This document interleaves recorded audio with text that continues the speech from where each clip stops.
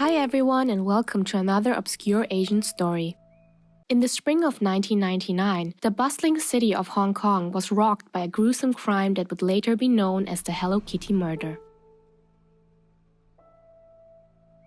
The victim, a 23-year-old nightclub hostess named Fan Man-yee, led a life marked by hardship and struggle. Abandoned by her family as a child, she was raised in an all-girls orphanage in Ma Tai Wai. When she turned 15, she was told to leave the orphanage because they had an age restriction. Becoming homeless and addicted to drugs, Fan was forced into street prostitution until the age of 21, when she began working at a brothel named Romance Villa, located in Sham Shui Po. In 1996, Fan married one of her clients, a fellow drug addict named Nin Chuyen. The couple and their child lived in Mongkok. Fan's husband was described as abusive, and neighbors often reported being woken up by the sounds of the couple's fights and the child's screams from their apartment. Despite her difficult circumstances, Fan decided to turn her life around for the sake of her son. She quit drugs and prostitution, secured a job as a hostess at a nightclub named Express Karaoke Club, and eventually left her violent husband shortly before her murder. However, due to these sacrifices, she had a much lower income and struggled to support herself and her family. In early 1997, Fan met Chan Man-lok, a 34-year-old regular at the nightclub where she worked. They discovered they had something in common. Fan was a prostitute and a drug addict, while Chan Man-lok was a pimp and a drug dealer.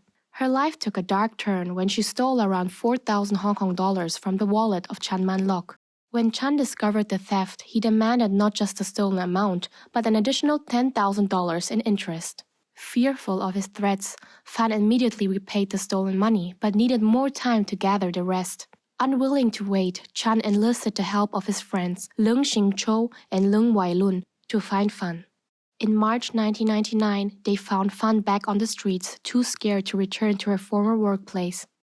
The men abducted her and took her to a rundown apartment owned by their mafia group. Chan's plan was simple yet sinister. Fan would work off her debt in a one-woman brothel he set up. From the first night in that grim apartment, Fan was subjected to horrific physical abuse. The beatings and rape became a daily routine, marking a chilling chapter in Fan's tragic life. She was held captive in a flat in the crowded Shim Cha Tsui area of Kowloon, where she was subjected to unimaginable horrors. For over a month, she was tortured and assaulted, enduring physical and psychological torment that is difficult to comprehend.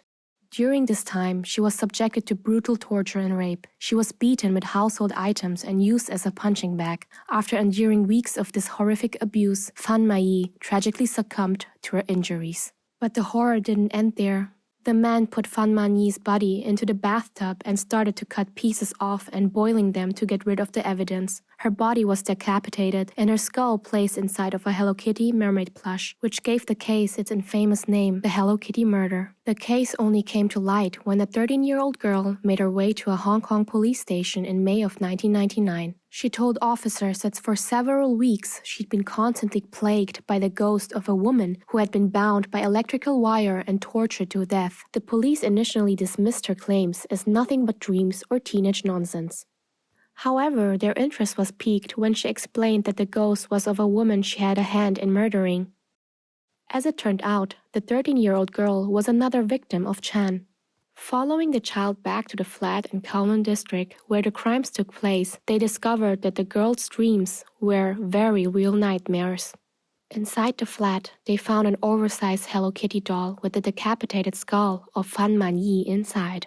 The aftermath of Fan Man-yee's murder is equally chilling. On December 7, 2000, the 3 men were convicted of manslaughter as the 8-man and 1-woman jury ruled that the remains were not sufficient to show whether Fan was murdered or died from a drug overdose. The public reaction to the Hello Kitty murder case was one of shock and horror. The charge left Hong Kong's public reeling, but the trio was sentenced to life in prison, with the possibility of parole in 20 years. Handing down the heaviest possible sentence, the presiding justice Peter Nguyen told the killers, "As far as I am aware, never in Hong Kong in recent years has a court heard of such cruelty, depravity, callousness, brutality, violence, and viciousness."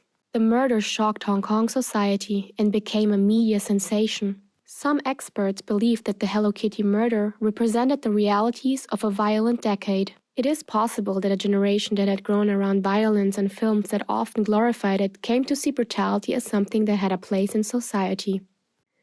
In 2004, a poignant moment of closure came when Fan's skull was finally returned to her family and given a dignified cremation.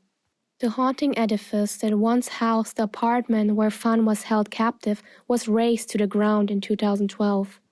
In its stead now stands a hotel, a beacon of transformation and respect. A silent tribute to Fan's memory is etched in the display of 3 serene Buddha portraits, serving as a solemn reminder of her life. I hope you enjoyed this video. See you next time and thanks for watching.